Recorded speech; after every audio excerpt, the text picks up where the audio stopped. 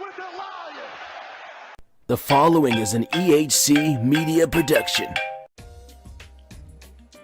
What's going on, RWT family and Smart Mark Radio listeners? This is your boy, Moses Marquez. And I'm your boy, Emir Blackbane Costello. And we are here to remind you guys to catch us each and every week on the Gorilla Position. Yeah, man, it's our little show we got going on where we talk about all things wrestling. And Moses Marquez, what's your favorite thing to talk about? My favorite thing to talk about is all the bullshit going on in the WWE, but then I like to sugar on a little bit of the awesomeness of the New Japan Pro Wrestling. What about yourself? Yeah, man, I like talking about those things too. Not to mention AEW's coming out. Ring of Honor's awesome. And I don't know if anybody likes Impact, but fuck it. If they're making news, I'm talking about them too. We're talking about all this and more, guys. So again, catch us each and every week on soundcloud.com/smartmarkradio, and of course on the RWT YouTube page. Every week, a new episode of the Gorilla Position will be up. So we'll catch you around the bend, boys and girls. Thanks for listening, and we'll see you soon.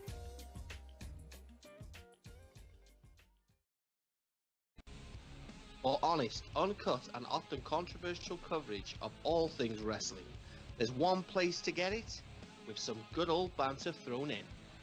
Join the Butcher and myself, two-time Knowledge Champion Mike Larkin, along with your host Dazzy Dangerously, every Friday for the Max Wrestling Podcast, with championship specials every 2 to 3 months. WWE, New Japan, Ring of Honor, and the company with many names and more. On Facebook, YouTube, SoundCloud, Podomatic, iTunes, and Stitcher. We must now bid you adieu, goodbye, mwah, and good night. Bam! Black power, got my fist in the air, screaming black power. I feel like Tookie Williams' last hour. We used to stand for something, but most niggas is cowards. Took Rose the Parks to sit down, so I'm pro-black like the pigs with the fist now. 80s, crack exists now. All these babies going crazy cause these ladies smoking daily now. So tell me, how you really gonna stay the child when it's still running through our veins as a juvenile? If something's gonna change, you better do it now. Since this makes sense, we gon' start a movement now.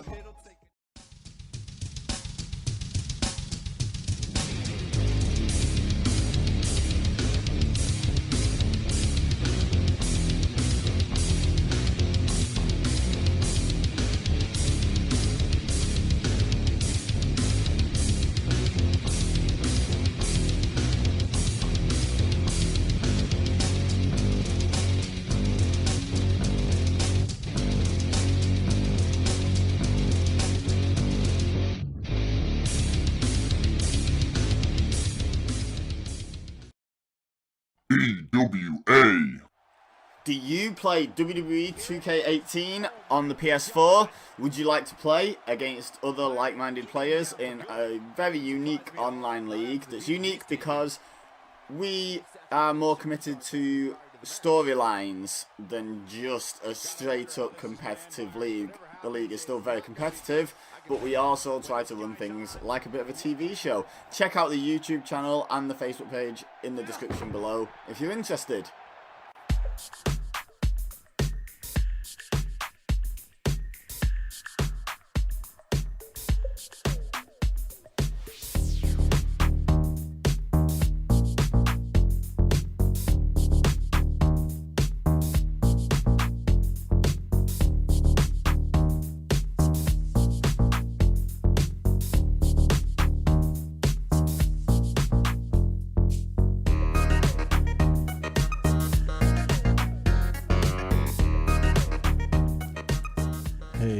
What's going on, RWT family, Smart Mark Radio listeners, and wrestling fans around the world? It's the Retro Show, Retro Rewind. I want to thank y'all for joining me on this new episode of Retro Rewind here on Smart Mark Radio, soundcloud.com/Smart Mark Radio, January 18th, 2019. Not only will I be shortly joined by my normal co-hosts, Emir Blackbane Costello and the resident dead man of RWT, Paul Morales, we are joined by the belt god, Eric L. White, who, if you heard, we did a show, Smart Mark Radio exclusive, where we talked AEW with me, Emir Costello, and Mr. White. And we had a great time doing it, and he does love to go back in time as we do, so we asked him to join us. So you guys are in for a treat. Capital Combat 1990 Return of Robo Cop. Just want to let you guys know all first 3 episodes of the Retro Rewind are up on SoundCloud.com, SoundCloud.com/SmartMark Radio. All right, waste no more time. Let's get into it. Stand by. Okay, we are back. Holy crap. I am joined by Emir Blackbane Costello. The Belt God Eric L. White is our special guest host. And, of course, the resident dead man of RWT, Mr. Paul Morales. What's good, everybody? I just have to bring it up for the millionth time. The Belt God Eric L. White. I love his name. I also love the part where Dave Gillum called him the Belt Collector because he didn't know his name. The Belt Collector. Which always reminds me of the time that my mom asked me how come I don't play my box station anymore. Your box station? Box station? Box station, yes. Wow. Oh, man. That's the greatest thing ever. I have to use that. Your box station. I got to use that one. Box station. I'm gonna crack into my stepdaughter's room and be like, "Are you playing that box station?" And she's gonna just look at me funny, like, "What in the fuck are you talking about?" We're gonna randomly call Amir and be like, "Hey, you still got your box station?" What about that X Cube? That X Cube. X Cube. Oh God, living in the future. I think the '90s felt like the future, at least for WCW.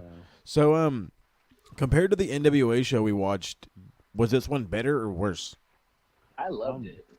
I honestly, this was far better than the last one we did. Yeah, I totally agree. Which one did you guys watch? What was the last one? The last one we watched was NWA Starrcade 1988, True Grit. This is actually a WCW production. Even though it's all NWA, it is a WCW production.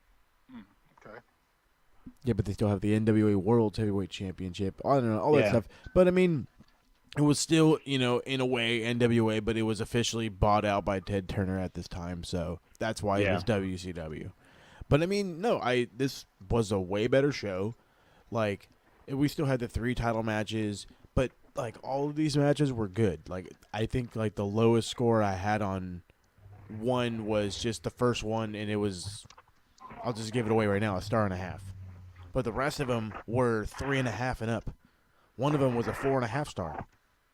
Well, let's get this one out of the way. You want to know what? Hey, the one connection to the last 3 that we did, or the last 2 that we did, is Bam Bam Bigelow. Fuck, in this one too. He's following us. Yeah, why? Oh my God. This is not us following him. He is following us. We went NWA, boom, there he is. What the fuck? Who knew he was in NWA? We figured he might be in ECW, and sure shit, there he was. Enough. But then bam, WCW still, like, what the shit? I thought he would have already made his WWF run. Did he make a WWF run in the 90s? It was a few years later. Oh, okay. So before he went to WCW, before he went to ECW. I remember him in WCW in, like, the later 90s. Yeah. So anyway, speaking of WCW, he was in the earlier part of the 90s. I believe after this, he left. Are you guys talking about Bigelow? Bam Bigelow. He was in WWF in the 80s too, briefly. Yeah. Jumping everywhere, this fucking guy. Yeah. And gets fired here. I'll go over there. Gets fired here. I'll go back over here. Was that it? Was he getting fired? It's weird because I don't know what his attitude was like, but he was so talented. And you're right. He was literally jumping everywhere, jumping over the rope. No, he was for a big man. He was very, very agile. As they commonly phrase it. Agile for a big man. I mean, no, literally, he was. Yeah, no, he was one of those guys that was He not started that whole thing, but he definitely helped it along. One of the bigger guys that can move, So, but I mean, he's great. His partners were a little interesting, so let's just jump right into the match. We start off in the show where Tony Schiavone just runs down the whole card, tells us we're getting 3 title matches because we're in Washington D.C. It opens up with the Star Spangled Banner, which, like a bunch of people were just like rambling through. You can hear a bunch of crowd noise. It's like, people, shut the fuck up. But I don't know. Maybe that just bugged me. I'm an asshole, I guess. Whatever. I don't know. But the first match we got was the Road Warriors, Hawk and Animal, and Norman, who I have no fucking clue who he is, taking on Cactus Jack, Kevin Sullivan, and Bam Bam Bigelow. And you're gonna tell me who Norman is, aren't you? Yes, I am. Okay. Real name is Michael Shaw. He started wrestling in 1981 for Vancouver-based NWA All-Star Wrestling under the name Klondike Mike. The same year, he wrestled in WWF one match as the name Michael Smith, losing to former WWF champion Pedro Morales.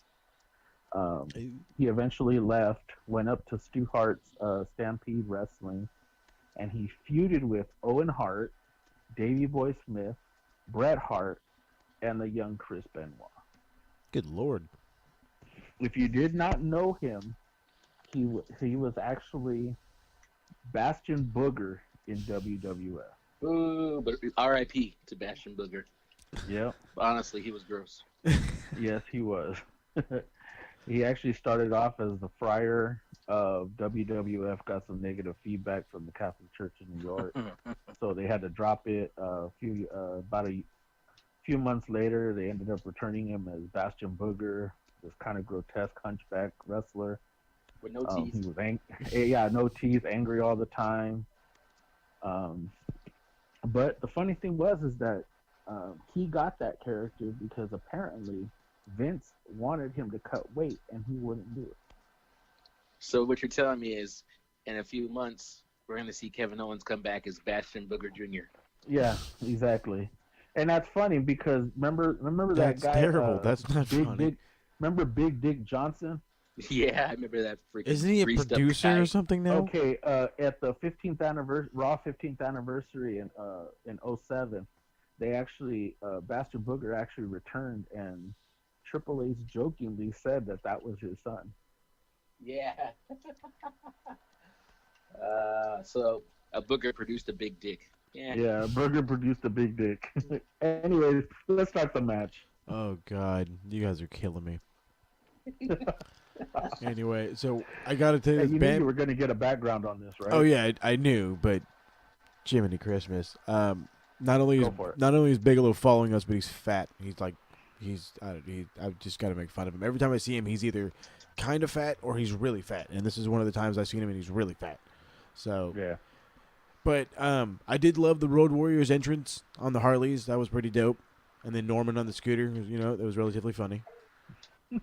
But from the NWA show to the WCW show, the Road Warriors went from jacked to like not as jacked, but more just, I don't know.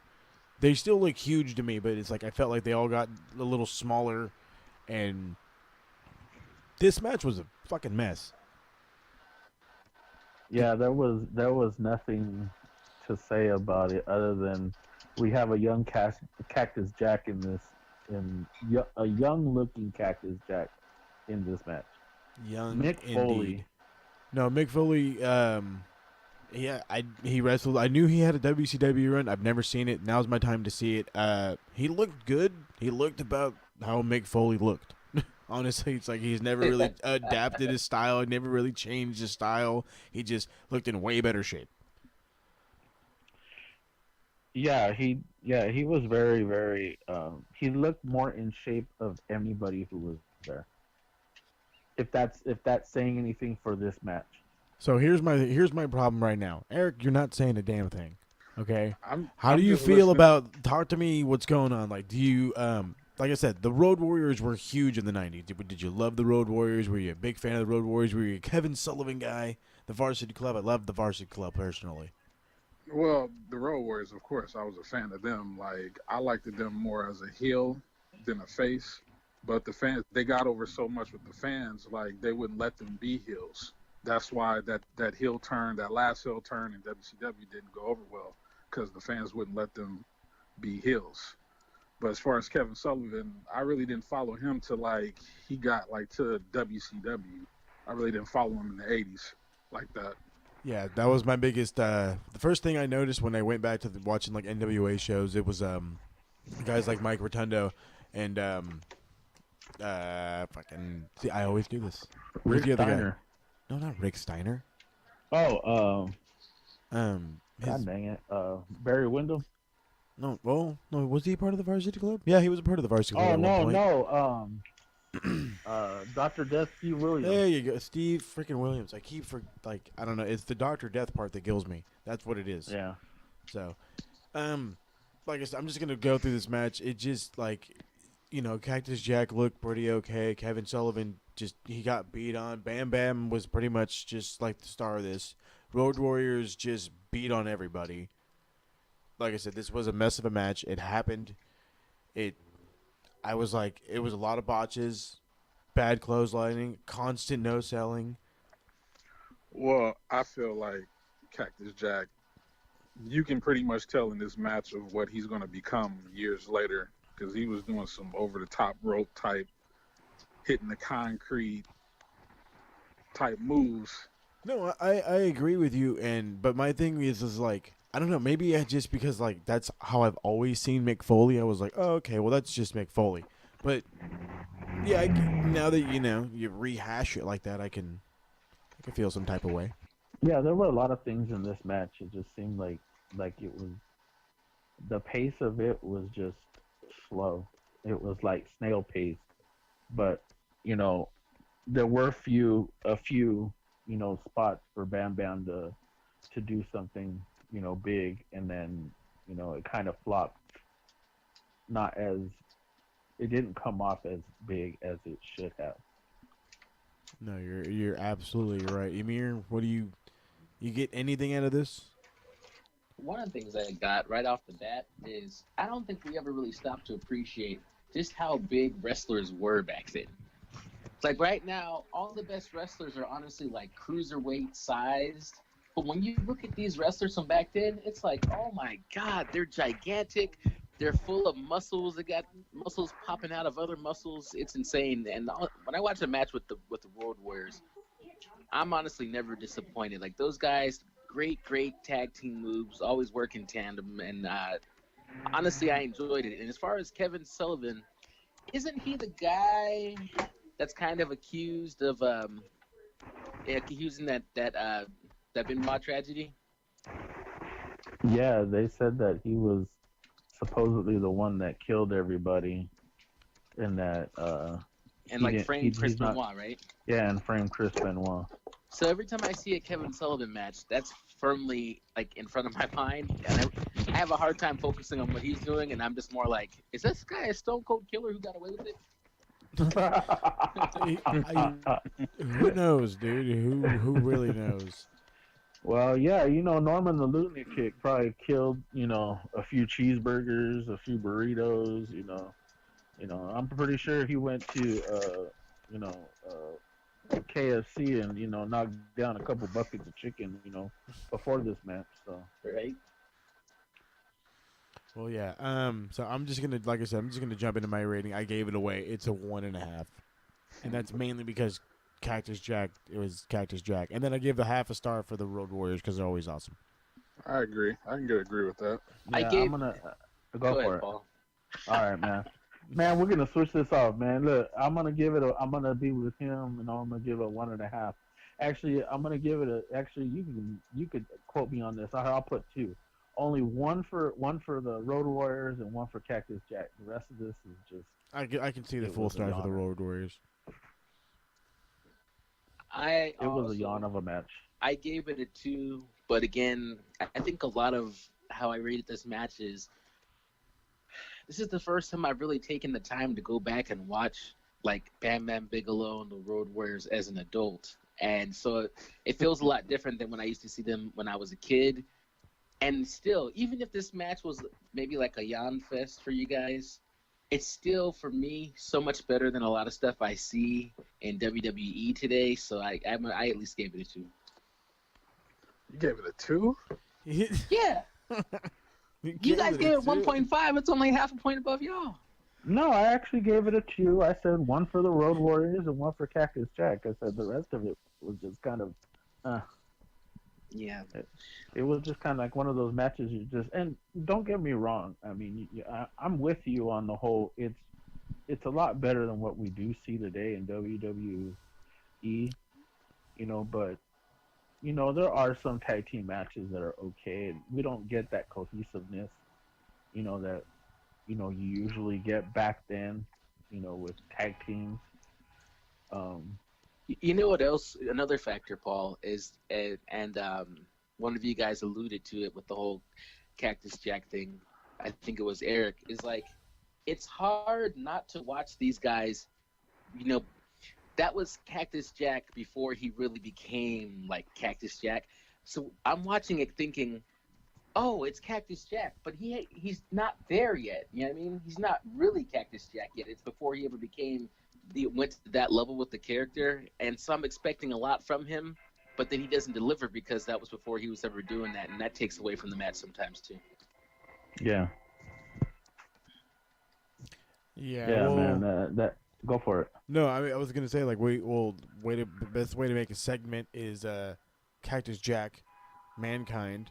We're switching to Johnny Ace and Mean Mark. Mean Mark surprised the fuck out of me. Like when I was like, oh, Johnny Ace, whatever, it's just some asshole. I'm gonna go get some water. Turn around. Wait, Moses Marquez. Am I to understand that you don't know who Johnny Ace is? No. Am I to understand that you don't know who Johnny Ace is? This is I where want to say. this is I hold want on, to say. whoa. This is where you guys Okay, wait. are supposed First, to fill Moses me in. Marquez, you know who Mean Mark is, right? Well, yeah, he was kind of obvious. Okay, Johnny Ace is John Laurinaitis. People Power. People Power. Are you fucking kidding me? Yes, bro. No, that was Mr. People I'm Power. gonna rewatch this match right now on my fucking phone. If you fucking people are lying to me, This should have been named Mr. People Power, John Laurinaitis versus Mean Mark, better known as the Dead Undertaker. Man, the Undertaker. Yeah, that's why I enjoyed the match so much because I was like, you know what, Johnny Ace, he wasn't half bad. He was pretty good, man. I mean, I'm not gonna lie, it was a pretty solid match, to be honest with you. But I had not a fucking single clue who Johnny Ace was. Oh man, see, this is why we need a new host. You know what? Whoa, hey! He don't do his research. Mister, I do my research. Look at here, Haas. You can narrate all you want. You understand? You can run the shop. Yeah, I'll just be your platform. Knock your boots off. No, man. You know what? This was actually a great match. I have to admit, because you know what? We think of the Undertaker as being the way he is in WWE. You see this and you're just like, wow, he was a completely different wrestler. Like he was actually a wrestler. Wait, well, here's the thing though. But also going back to what Eric said about Cactus Jack, there were some shades of like future Undertaker in there because he did that like flying lariat. I definitely saw that. The flying lariat. Yeah, we saw that. The rope walk, but I mean, he did it to a clothesline. It was a rope walk elbow, which I thought was actually still pretty cool. Right. Mr. Belt God, what say you? I mean, I agree with Amir. Like, you can see some traits of, what he will become. I just feel like he's more talkative and more. How can I say the word? Like, because he comes in as the Undertaker, he's more stiff and he's mysterious. But if you see characters before that, he's more talkative and more mobile. That's the word I'm looking for. He's more mobile as Mean Mark. Yeah, I gotta say, seeing Mean Mark, and I think he was wearing trunks, right? That's like the first time I've ever seen Taker. Yeah, he was wearing trunks. But with you know with what? the gloves and cowboy boots. with that red hair, I enjoyed that version of Mark Calloway, Mean Mark. I thought that was like, let's say the Undertaker never existed. Mean Mark, still pretty good. Obviously not as iconic as the Undertaker went on to be, but I still enjoyed the match thoroughly. He wouldn't have gotten as big as a push if he'd have kept the Mean Mark character. Right. That's true, but I mean, no, I completely agree. Mean Mark was, I want to say, almost as good as the Undertaker. Like if the Undertaker wasn't a thing, Mean Mark could have, in my opinion, could have definitely been something But so the first other thing I realized, other than saying "Holy shit, that's the Undertaker," was Teddy Long is not the lone ref anymore. He's a manager. And then apparently he has a match later on where he has his hair on the line, and I was looking forward to it the whole night. It was great. They billed Mean Mark at 6'9" and Johnny Ace at 6'4", but they looked relatively, I don't know, maybe it was just me. Maybe Johnny Ace is taller or Mean Mark shorter. Does anybody know how tall Mark Calloway really is? Mark Calloway, I got him at 6'9", I believe. Well, I got him at 6'10". Oh, okay. Well, that's a world of difference. Yeah, 6'10". Fine. All right, I was off by an Fine, inch. whatever. Same thing my wife whatever. says. Just an inch, you say. So hold on. Let me text no. her real quick. Let me text her. Is it just an inch or more? Okay. The world may never know. Oh, no. The anticipation will kill them in the end. Windows over here. It's all good. They're loving every second of this. So, one weird thing I did hear JR mention was there was WCW watch parties, and apparently one was happening in San Diego in the 90s. I fucking doubt that. Can I say something else about JR? And I'm correct me if I'm wrong. The Slamometer. I mean, come on, man. Wait, hang on, guys. Wait, I think they're going to. Oh, here comes the Slamometer, and that registered at. I mean, what the? He's like, wait, it's got to calibrate. It's got to calibrate. It's like, oh, what? The graphics. I mean, I know it was what it was. Maybe for its time, people were like, "Yo, they really have like a Slamometer. That's crazy." But like, I'm looking at that and I'm like, "Come on, man." Well, the problem is because we're looking at it from the 2019 eyes. But it's still like, really? A slam? And then here's my thing. It wasn't even a slam. He gave him an elbow. Like, that's not a slam. What was it? A leg? It was a leg drop, wasn't it? No, it was his elbow from the top rope. When he did the rope walk. The elbow from the top rope. That was the Slamometer. And I think I don't know. I think I only saw it that one time. I don't know if they brought it back out again and I missed it. Nope, that was the only match. Check out the Slamometer for this random elbow. And mind you, exactly. it was also and that was the only one. That was it. And it was on the pre-show apparently. That's what everybody was claiming this was. That's crazy. Man. Oh lordy. Eric, any ideas on the Slamometer for an elbow drop? No, I mean, I just now, you guys just opened my eyes. I didn't even catch him saying that. I saw when you guys said it. I'm like, he really said that? They showed it on the screen. They had the graphic and everything. It came up as like a 6. Hold on. Wait, I have the fucking score. An 8.2. 8.2. Hey, by the way, that's the fact that you went 0.2 on top of the 8. You're like really trying hard to sell the Slamometer. Well, my exact quote was he got an 8.2 on the Slamometer, but it was an elbow drop. Okay. I'm just I was baffled, but I will get into this match because this match was worth something talking about. Johnny Ace had control from the jump. He showed off his athleticism with a big crossbody arm drag. He goes all over the place.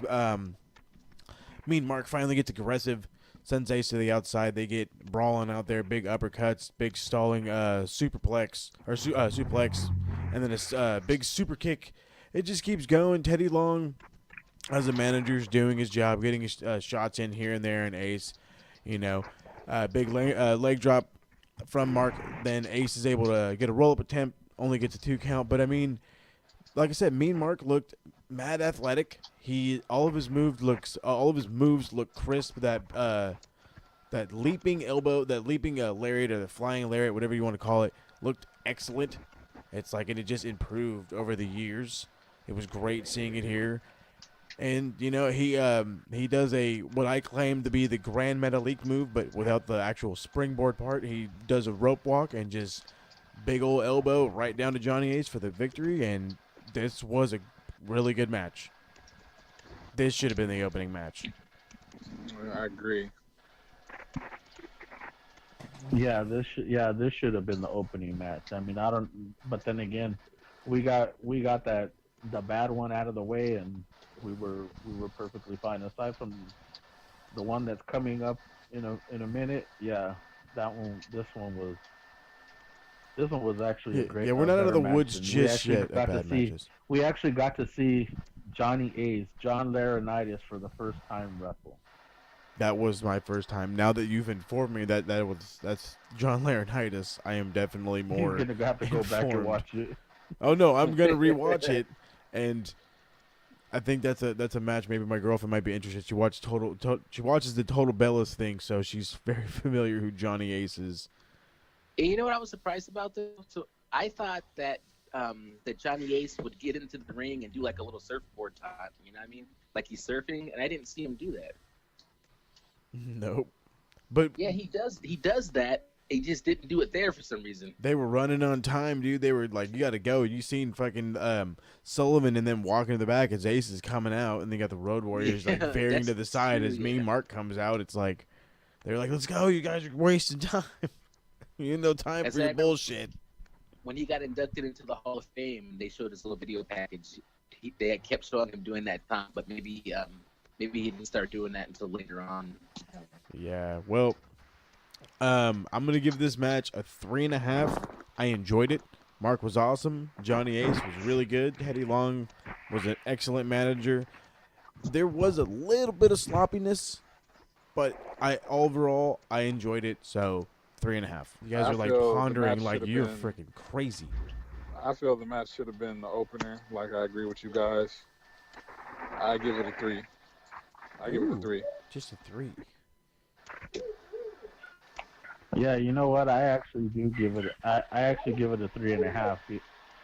The thing is that, you know, name alone, and the fact that when I saw Johnny Ace and I was like, I remembered the guy, but I was like, it just didn't dawn on me right away. I did the research on him, and I was like, you've got to be shitting me. This is really John Laurinaitis. And once I was more invested in the match, and then I watched it like 3 times in case I missed anything. And I was actually pleased with the whole match. I mean, yeah, there were a few little hiccups here and there, but other than that, it was a far better match. And yeah, I gave it a 3.5 too. So I knew right off the bat that it was John Laurinaitis, and I was kind of like, I never saw him wrestle before, but I didn't expect literally anything out of this guy. And so when he came out and did what he did, and I felt like they really put on a good match, because I was so shocked, and it was so awesome to see Mean Mark. I never saw Mean Mark wrestle, and Johnny Ace like far exceeded my expectations. I gave it a 4.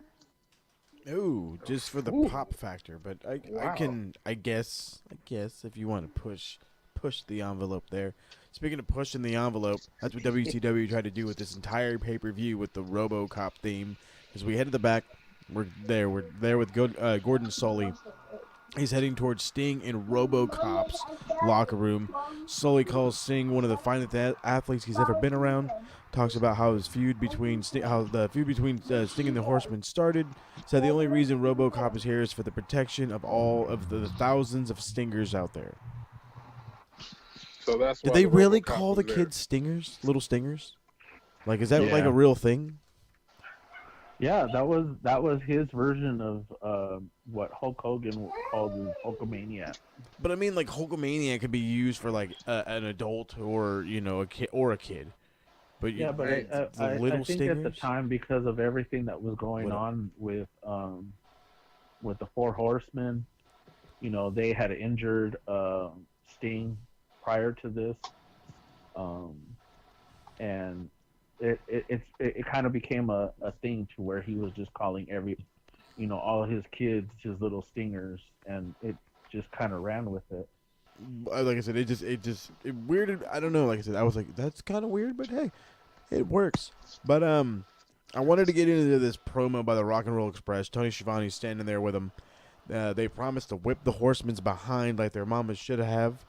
They say the NWA always brings them back, and they're there to win the NWA World Tag Titles. They say Lex Luger is fresh out of the hospital, and he should not be competing tonight, but he's gonna get it done. And I just want to bring it up. Like, he's like fucking sitting there, and I'm terrible with the names right now. But he's sitting there like fucking like doing these gestures to the camera. Like, what the hell is he doing? Oh, Robert Gibson. There you go, Robert Gibson. I was like, I was on the tip of my tongue.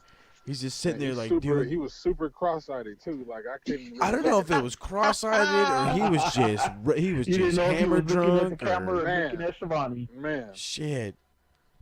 Okay, I'm glad I wasn't the only one that thought this. I was like, what the fuck is going on with this guy? But no, he was all into his promo. It was fucking believable. I was like, I fear for the Horsemen. They're for real just going to get their asses whipped. Just because this guy's crazy. And he's looking both ways. He's whipping everybody. So, like, are you that crazy? Yeah, I'm that crazy. Fucking speaking of crazy, this next tag match is a different kind of crazy. Mike Rotunda apparently is no longer Varsity Club, says fuck that shit. Levs Kevin Sullivan is now teaming with Tommy Rich, who actually looks like really good, but it's now Captain Mike Rotundo. Where's his boat? That's what I'm asking. Where's the boat? And they're against the Samoan SWAT team, Fatu and Samu. Who is Fatu? I was going to say, is it? Yeah. Yeah. It was so awesome watching Rakishi honestly, and his brother Samu. If you didn't feel like you were watching the Usos, get the fuck out of here. No, I felt like I was watching the Usos for sure. But I was like, when I seen it, I was like, Jesus Christ, Rikishi is tiny. Is this the original? Exactly. Is this the original Head Shrinkers? Yes, it is. Mm-hmm. Okay. But they were called. The Islanders. Islanders. I can't remember what they were called. The Yeah, Islanders. something like that. They were the Samoan SWAT team here. Yeah, Samoan SWAT team. That's what I was trying to think of. Right.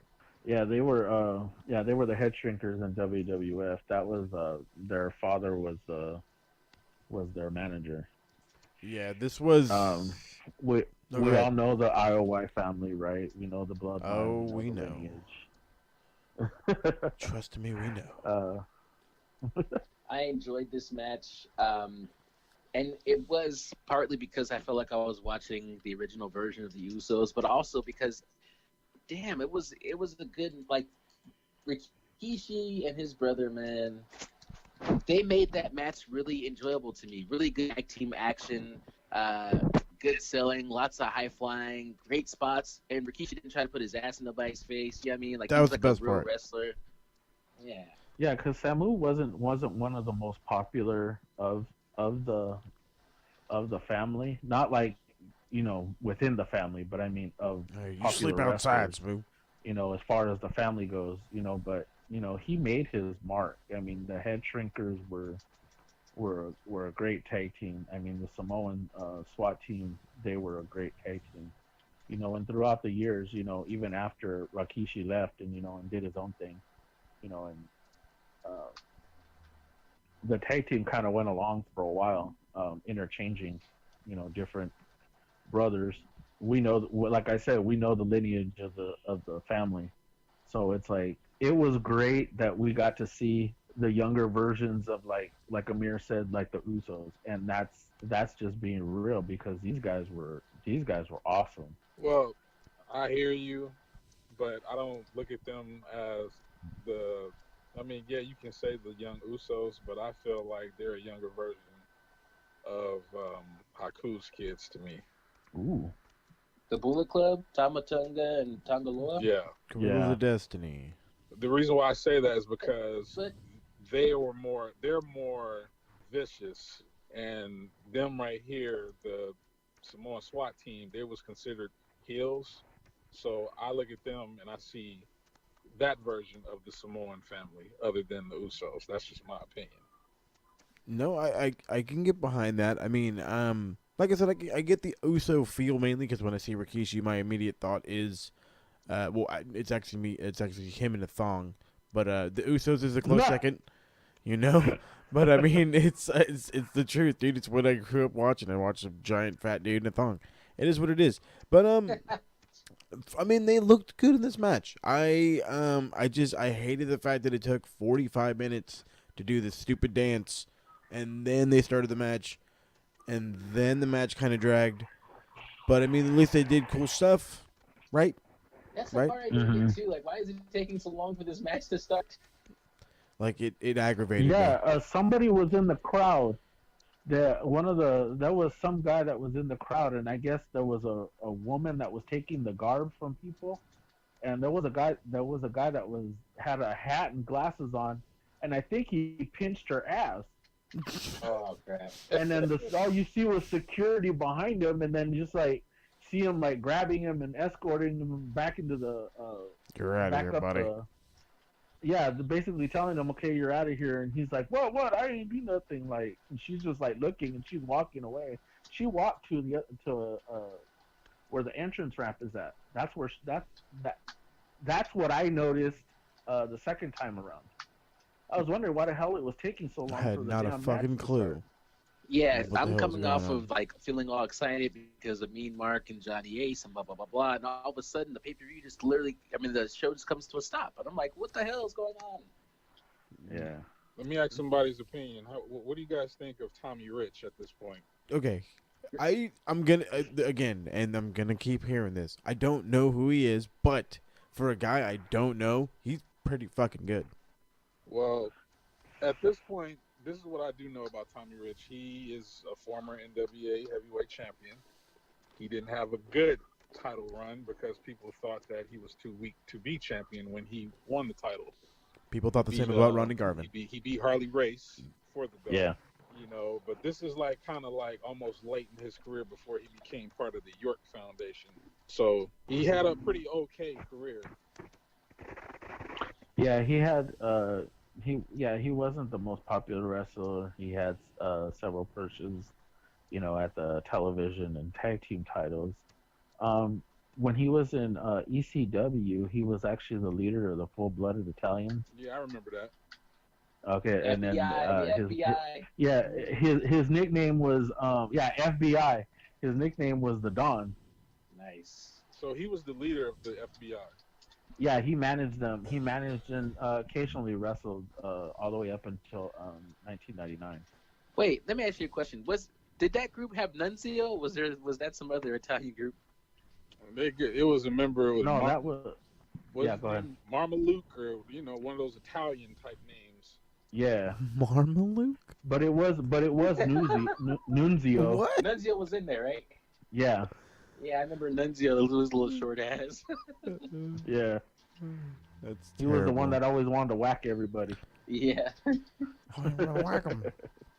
Oh, Anyways, Jesus. go into the match, man. Oh God, I can't after that. You guys just you stole it. Everything, anything you guys would say now is officially topped this match. Like I said, this match was not anything worth. There was a lot of holds. There was like a nice super kick at one point that was kind of awesome. Yeah. Big clotheslines at the end. Tommy Rich tags in. He runs wild, applies the sleeper to Samu. Fatu comes in off the top rope, hits him in the back of the head, picks up the 1-2-3. This match dragged. Samoan SWAT team is good, but they need to just speed it up. That's it. Yeah, Rotunda's great. Yeah, Tommy Rich is awesome. It did drag. It did drag a lot. There were portions, just the holds, and There's a and then lot of nothing. fucking holds. Yeah, there was a lot of error. I mean, and as much as you can hear JR trying to describe things, I mean, he sounded more excited about the match than the match was exciting. Yeah, that's for sure. Emir, any thoughts? If you don't mind, I could jump straight into my rating, to be honest. Knock your socks off. Hey, Amir, I thought I was the only one thinking that right now. Gave it a 2. I love the Samoan SWAT team, but I hate the fact that it took so long to start. But once it did get going, I really enjoyed the match, and that's what I got for that. Paul? You know what? I gave it a 2. Also, it's Rikishi. I mean, that Samoan SWAT team. It was the Head Shrinkers. I mean, I used to like Mike Rotundo back in the early '80s when him and Barry Windham were a tag team.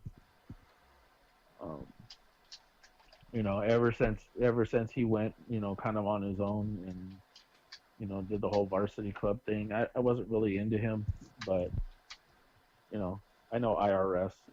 So, but, like I said, I give it a 2. You know.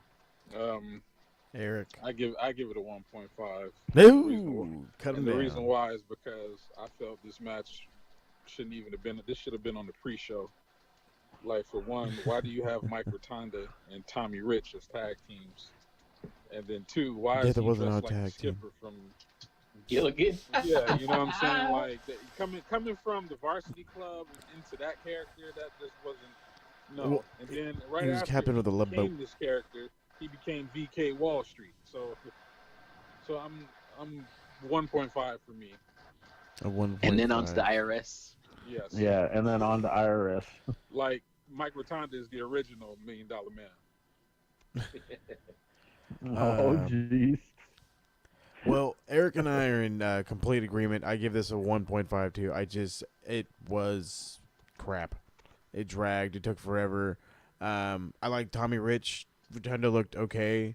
Samoan SWAT team, like I said, speeded up, and I would have been happier. So 1.5. I guess it's not saying a whole lot, but Tony Schiavone just right after a match, we're getting another interview, and this time we get the Steiner brothers. Rick says they're gonna do they're gonna do whatever they have to do, pretty much. He kind of stutters through the whole thing, and then we're gonna they say Doom is a tough tag team, but we're gonna beat them. we'll get Right? to that They're fucking gonna beat promo. 'em. We'll get to that fucking promo. But before we get to that one, I gotta go over to the Scott Steiner, the Steiner math. This was the beginning of Steiner math. I got this whole thing written down. He's like, Tony Schiavone. He says, when my brother and I were growing up, we went through a lot together. How did you spell that? Shababi? That's legit what I heard. I heard Shababi, and that's what I fucking wrote. Because it's like, dude, you did not say Schiavone. Okay, you can keep going. He says when me and my brother were growing up, we went through a lot together. When we were in college on our way to becoming All-Americans, we won a lot of matches together. I'm going to stop myself right there. You can't win matches together. You're fucking single wrestlers. You don't run them together. There was no tag team amateur wrestling. Idiot. But there was a few matches that we lost, and when it came to wrestling, the Steiner brothers, the Steiner brothers line was short, but believe me, no one is unbeatable and no one is invincible. Doom, you want a match with us tonight? Well, you're not going to get it. And I was like, wait, what? But we are going to get it. Yeah, it's like the match is booked. I felt happening, sad bro. That he was on the microphone. I'm like, hey, somebody cut to the next scene. Help him out, man. But no, instead, right? They'd let him keep going. He's all because I've never been a fan of the Steiners' mic work. It was just a bunch of rambling. It was like, how the hell did these two graduate from Michigan? Who said they graduated? Just because they wore that Letterman jacket doesn't mean They just said they went to Michigan. I don't ever remember hearing them say they graduated. No, they graduated. It's wrestling. Like, it's fake. Honors, No. good grades, but it's No, It's fake. no. God This is damn what they it. did, Eric. They went to Michigan. They bought that jacket and they got the hell off the campus. No, they didn't even buy it on the campus. They saw some fool outside bootlegging them. That was an imitation Letterman jacket. That wasn't even, dude. That was like Michigan, from the school down, high school down the street. That wasn't even Michigan, the real college, real university. Oh yeah, that was like, It was like Middletown High School or something is what the M yeah, fucking stood Mitchell for. High School right there down the street. That was where they got it at. Just using the same colors, in Ann Arbor. So happened to get lucky. It's so go popular. Wolverines, go. Go Wolverines, go. Scott tells him that my brother's going to suplex you on your head. He's all, and I'm going to give you a clothesline.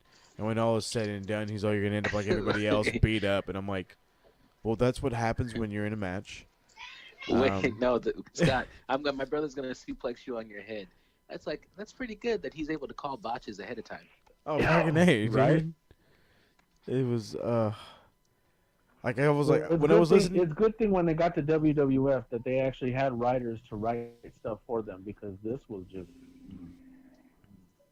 Yeah, it was just an abomination, for lack of a better word.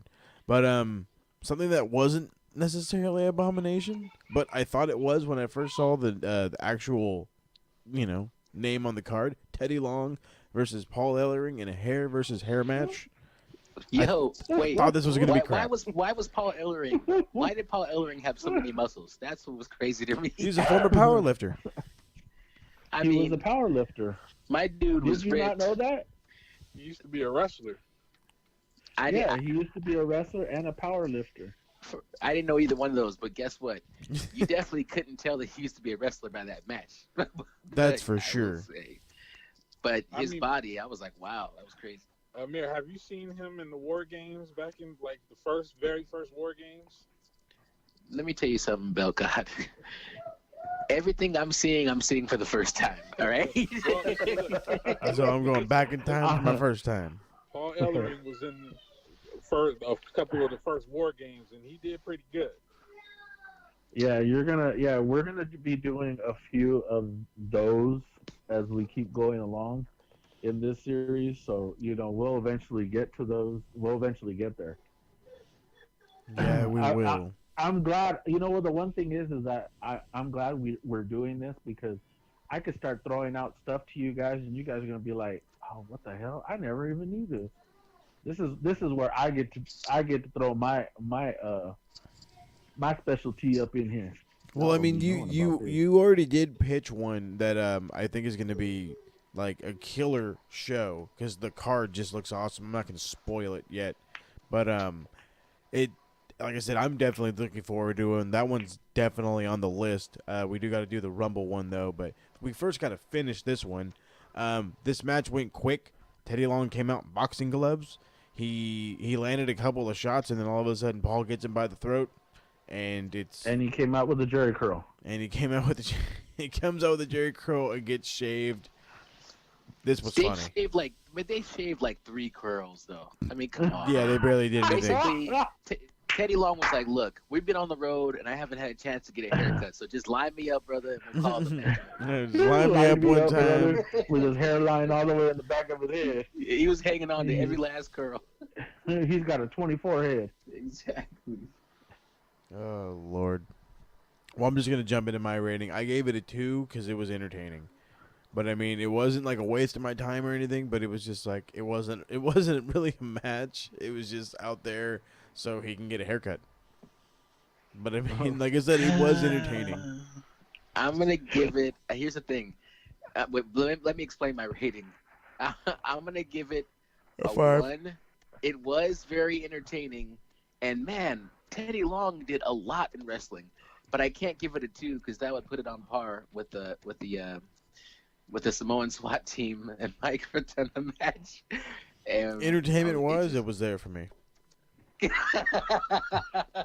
Oh my god! Yeah, it was entertaining, man. I would have gave it a 2, but to me, when you have a lose your hair match, you better lose all your damn hair. No, I completely agree. That was definitely a lackluster finish. Belt God, go for it. I give it a 1.5. Ooh. No, I take that back. I give it a 1.25. for the humor in it, I don't know the reason behind it. If they was to say, well, you know what, since I'm the manager of Doom, you're the manager of the of the Road Warriors, and they was in a feud, I understand this match, but this was like a pointless match to me. Yep, just random as fuck. I give it a 1.25. Okay, for those of you who have already tuned in and watched our second show, Teddy Long was refereeing every match pretty much. He was and one of 3 he had refs. A small little fro. Now he's got a jerry curl with a fucking gigantic bald spot. And it's been 2 years. 1.5. Entertainment factor 1.5. For the fact that it was even a match on the card, dude, you guys could have just did this on the pre-show, but no, this was technically the opening match. It was hilarious. It was hilarious to see Teddy Long out there in boxing gloves, a damn freaking headset. That he was gonna take shots to the head, and he out there swinging for the fences and hitting Paul Ellering. And for that, it was it was a 1.5 for me. Yeah, it was something else. But like I said, I was entertained. It was funny. It had good laughs. Tony Schiavone doing his job and doing it well is joined by the Horsemen, Sid Vicious, Ole Anderson, Arn Anderson, and of course Ric Flair. Ole Anderson says while screaming, "They'll never let the world title change hands. Not as long as Ric Flair is champion." He is gonna fucking just explode with excitement. He says, he always says Lex Luger. If Lex Luger shows up tonight, it'll be the last breath he takes in that ring tonight. Rick jumps in and says, "If you go in tonight on one leg, then your whole life you're going to be a one-legged wrestler," which I have no fucking clue what he meant by that. It just sounded like, I guess it just sounded cool. He says, even Zach Gowen was confused on that one. Yeah, he's like, "What?" He just had that look on his face like, okay. He says, "If you walk down that aisle, you pay the price. If you think you're half the man I am every day as world heavyweight champion." Arn says, "True words have never been spoken," and then that's pretty much it.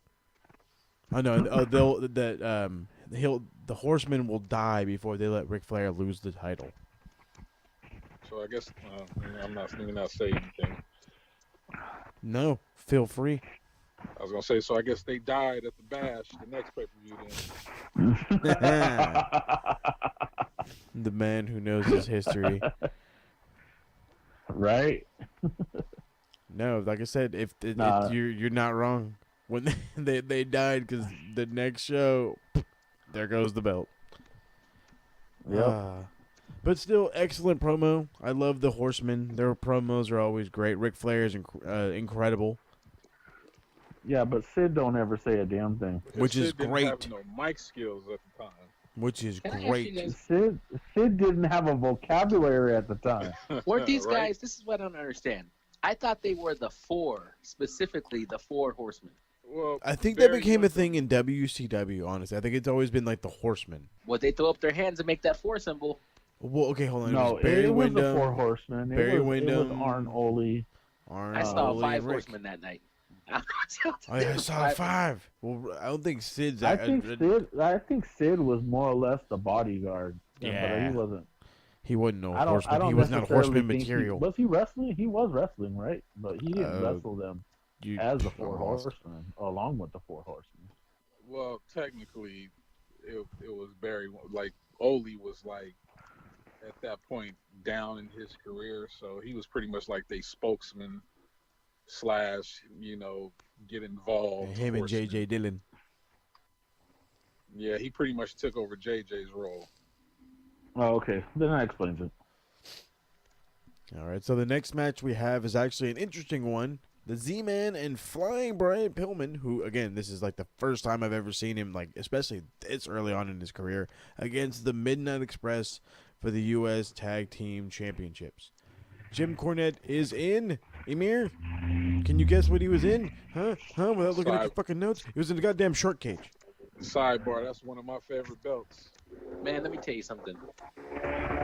When I saw that Those shark are awesome cage, belts. when I saw that motherfucking shark cage, I said, God damn it. Just once, I want to watch a wrestling show.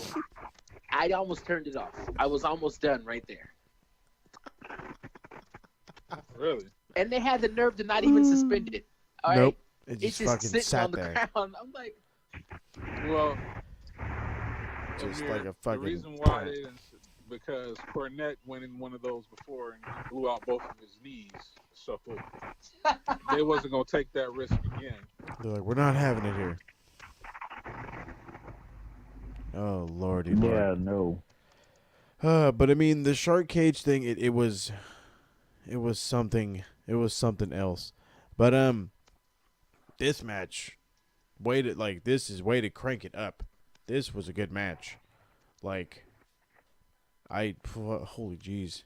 I was very impressed with the Midnight Express. They waste no time. They jump their opponents right from the gun, and then Brian Pillman and the Z-Man, they just make them pay. They just come right back. Cornette gets laid out by the ref, and then gets locked in the cage. Like, would the ref legit just like get the bam and threw his ass in the cage? It was awesome. Frying Brian's doing his thing. He's getting crazy on Bob Eaton.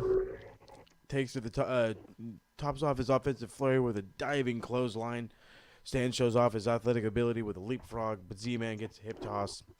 Bobby Eaton tries to help his partner, but ends up getting hit with a drop kick, and the champs are in control early, and it stayed like that. Eventual comeback from the Midnight Express. They're using their double team work. They're trying to get everything on their side. Slingshot backbreaker to distract Pillman.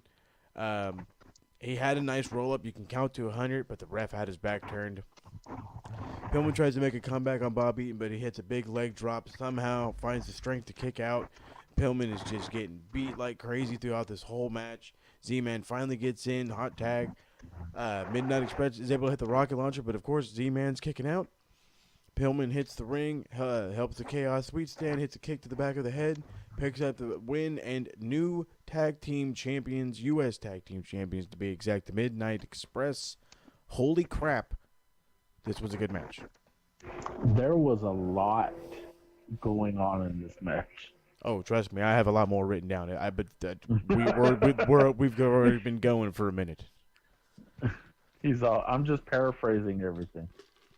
Trust me, if I read this whole bit, we'd be going past midnight. And I mean, that's for all my matches, okay? Like, I got a book here. So I try to give just the highlights of it. But like I said, this was a really good match. Like I said, the last time we saw the Midnight Express was against the other Midnight Express. And it was good. It wasn't great. It wasn't spectacular. It was good. This was great. Yeah, man, I really enjoyed the match itself. I wasn't a big fan of the finish. No, I wasn't either. I just don't get the part where, like, honestly, that kick to the back of the head or whatever, not super impactful compared to everything else that happened in the match yet. That was enough to get the pinfall. Well, Emir, you have to remember, man, this is the 90s. Ooh, Yeah, Lord. see, that's what I'm saying. Wait, Eric, that's my whole thing. Why are matches? The last few pay-per-views that that we watched, most of the matches don't actually end with finishers. When did finishers start? That's true. That's a good question. Well, I mean, there's always been a few finishers here and there. Like the Midnight Express does have the rocket launcher. They've used it before. You know, Road Warriors and the Doomsday Device. Flair and the Figure 4. Ronnie Garvin and the Garvin Stomp. Which was bullshit. Yeah, it was bullshit. It was bullshit, but I mean, a finisher nonetheless. One of the most wackest moves I've ever seen in my life is Ronnie Garvin's but he used it to win the World Heavyweight Championship. Okay, I'll give you that. So, all right, you've seen Hulk Hogan's leg drop, so. Oh, Jesus right, Christ. And that's not even that ain't a damn thing. A big boot and a leg drop and 1, 2, 3. Okay, all Wait, right. hang on. How about John Cena's new move? The random man, like Kamahai. I don't. Yeah, let's just not. Hiya. Right? Something. Oh, just man. something. But like I said, I enjoyed this match. The Midnight Express is excellent. Brian Pillman was just great for a young guy. I really didn't see any flaws out of him. I thought he was polished. I thought he was doing great. The match had everything it needed to be, except the ending was a little screwy. That's exactly what I wrote. But I mean, I'm gotten used to like random abrupt finishes in this, early stages of like wrestling. At least in my opinion, from the 80s to the early 90s. Like I've gotten used to the random abrupt. Oh, bam! This one thing happened, and it's just a little too much for the guy, and he kicks out right at 3. Yeah. So. But like I said, I still really liked it, and I gave it a 4. This is the first 4 and not the only 4 in the show. I liked it, but I did penalize it a little bit because of the finisher, so I gave it 3.5. Ooh. Not too bad. I mean, the finisher, I guess, like, you could feel some type of way about it. I'm not hating life over it, but I mean, it did suck a little bit. Okay, well, I gave it a 4 as well. I mean, you can pick apart, the few botches here and there, but other than that, it was a solid match.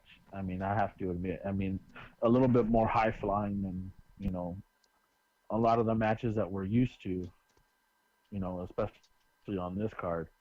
But other than that, I mean, it was a really solid match, really solidly wrestled. And mind you, I was gonna go 4.5 up until that the ending of it. Yeah, I'm with you. I mean, I was just that was who the hell is gonna fall down for and with a kick into the back of the head. No, I mean, like I said, I could have did a 4.5 myself. I mean, I definitely see your point. The finish did suck. Yeah, like it's a random fucking kick to the back of the head. Yeah, but I mean, like I said, it is what it is. Eric. Well, I give it a 3. Like I agree with Amir. I give it a 3.5. And for the record, because I went back maybe twice on that finish, he actually didn't kick him in the back of the head. He kicked him in the back of the back. Yep. So that's why, Back of the back. All right, well, I'm gonna take away that half again. No, I'm just kidding. I was gonna say, let's just start deducting points. So I just give it a 3.5, but excellent match, high flying. It was a good match, but the ending just sucked. Like for you to go out on a kick to your shoulder blades and then get rolled up for the 3. I mean, 3.5 for me. Yeah. Like I said, the ending sucks. But no, overall it was good. Ending sucked, is what it is. But we finally get what everybody paid $34.95 for, and that's Robo Cop. Robo Cop finally makes his way through the back, and then of course the fucking camera goes haywire, and we can't see jack shit. So we cut to the next match. And Sting comes out first and says the people love him, and RoboCop comes out. All eyes are on RoboCop. The Horsemen try to lock Sting into the cage, but Robo comes over, just pulls the door right off the hinges, and everybody runs away. It was like, okay, this was my Saturday morning cartoon for my wrestling. This is great. No, I did not just snort on the recording. Oh, trust I'm sorry, me. man. I'm sorry to cut you off. Those rubberized freaking poles that were on that thing, you see them just bend them. It was all just see a bent, like, okay. It didn't even bend. It just molded. It's like blah. Yeah, he just kind of They were fucking apart, putty. Just kind of said, just grab it and pull it. Okay. Jesus Christ, man. It was a fucking disaster. I love it. You understand? I'm a '80s baby, so I popped big for RoboCop coming out, and then I had to explain to my kids. Okay, imagine this. Imagine me, a father, in 2019. My kids are like, "What's going on? What's that thing?" And I go like, "Okay, there was a guy. He was a police officer, and then he got into a terrible accident, and he terrible accident. What? Help me out. They shot him. Man, they shot the shit out of him. Yeah. All right. It was terrible. All right. And I go like, keep going. They took what was left of his body and they built a robot around it. And then because he was the cop, he became like a robot cop. And my kids are like, wait, okay, what? And we just watch him. It's like watch him come iRobot. out. He comes walking out in slow motion, and I'm like, this is so awesome. The eye roll that came from my daughter. It was heartbreaking. But I enjoyed it. It was lame, don't get me wrong. But it was so awesome to see RoboCop. And I was like, yo, if I had been at that event back then when RoboCop was like super famous, I would have popped a bit even bigger. I agree with you. If I was there, I probably would have been excited. But me being as an adult looking back, and I just got done looking at that. He was trying so hard to like really be in whoever the fuck's playing RoboCop. He really tried to like play that character because when he walked back with Sting, he was like trying to be real stiff like RoboCop, but actually he was walking normal. Oh God, it was entertaining.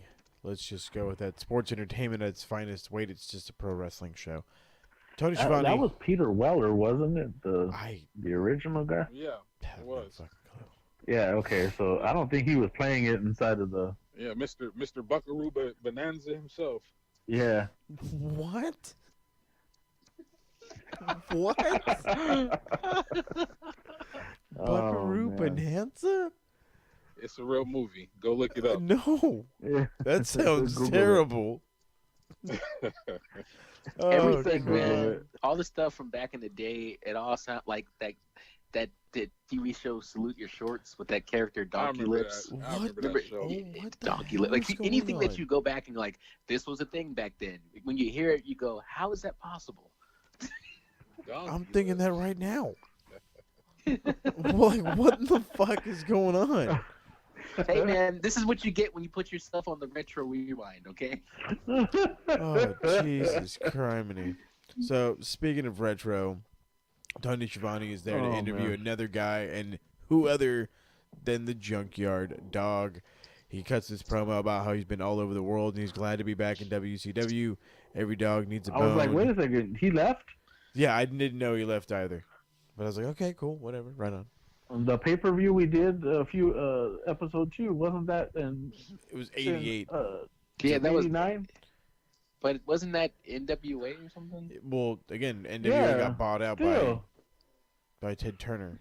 So that's why it's WCW. It's the same Oh, exact okay, promotion. that's why he left. In other words, he left after that went from NWA and came back when it was WCW. Okay, I got it. Okay, he thought it was a different promotion then. He's the original R-Truth. Oh, my bad. Yeah. Oh, my bad. Oh, my bad.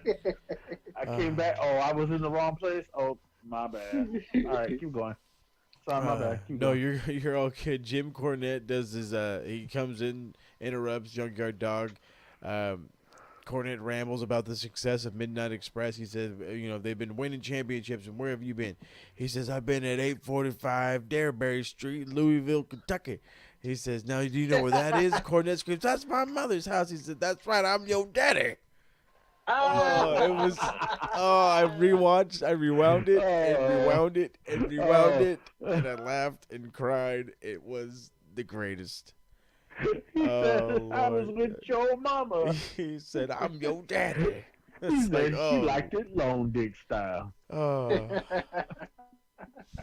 It was excellent. It was absolutely excellent. It was the greatest. Right after an excellent match, we got a just like the greatest promo I heard. It was too awesome. And now we get another awesome match. We get the Rock and Roll Express against the Freebirds. This is a strap match. And strap matches can be really awesome, and pretty much for the most part it was. The Freebirds entrance was awesome. I love their crappy promo, but I mean, it's like these guys came out. They were ready to go. It was. God, how can I put this match? Like, I have so much written down, and I'm just trying to lay it down. The best way I can explain this is the Rock and Roll Express. When they had the upper hand, they beat the shit out of the Freebirds. They beat the shit out of them, whipped them like crazy. They got a hold of both whips, just would go crazy on them. Gibson would get a few shots in, and then all of a sudden the comeback happens. Freebirds get slow momentum build as Garvin begins to work over Gibson. Garvin yelling at the ref to telling him, "Don't tell me what to do." I love when they do that. That's just awesome. You don't tell me to do my job. But they yell at the ref all the time. That was 3. It's like, dude. No. The tags in and tags out. It was none. funny. There was none. You see them clap their hands and get into another position again. The referee turns around. And is like, did you guys tag your hands? Like, yeah. He looks at the crowd. Did they tag their hands? Oh yeah, it was Teddy. Yeah, that's like Teddy Long all over again with the cell phone. And the other tag team's going, no, come on. They didn't even. Like, so funny. It was. Yeah, you see Michael Hayes up on the top. He's like, he didn't tag him. He didn't tag him. It was really good. But Ricky Morton goes in. He's looking awesome. Slams Garvin off the top rope, but Michael Hayes cuts him off. Morton reverses bulldog attempt. Hayes is stuffed. And finally, Robert Gibson comes in and is running wild, shuts it down. Excellent match. Another awesome one. The Freebirds, a team I haven't necessarily seen a lot of. I've seen maybe 3 matches total up with them. And I love their charisma. I love their presence. I love their character. They're over the top. They're extra flamboyant. Michael Hayes finally has got some pants that fit and actually don't show off his fucking wiener. So that helps a lot. And Come on, man. The one thing about the Freebirds, man, we all know if the bird there's is free. any there, yeah. Well, besides from that, but their biggest feud of all time was with the Von Erichs, and all that happened in World Class Championship Wrestling. So it's like you can go back and look through the archives of anything. I mean, as they say, Google it, and you'll Yeah, see Google their it. biggest feud was with, Kerry Von Erich, Kevin Von Erich. I mean, the whole family, literally. Yeah, the Freebirds versus the Von Erichs was a crazy, crazy thing. And it was good while it lasted, man. Yeah, man. Yeah, we're definitely going to have to get into a show that has that match just so we can make sure everybody understands the awesomeness that is the Freebirds when they are put up against the best competition possible. I enjoyed this match. It was excellent work, great double teams. Each team knew how to get heat. Each team knew how to get sympathy. They worked well together. It was great double teams. This was an overall just great tag team match, and I gave it a 4. I concur with that. I thought it was a great match. It was good to see Michael PSA shred his stuff. And I also gave it a 4.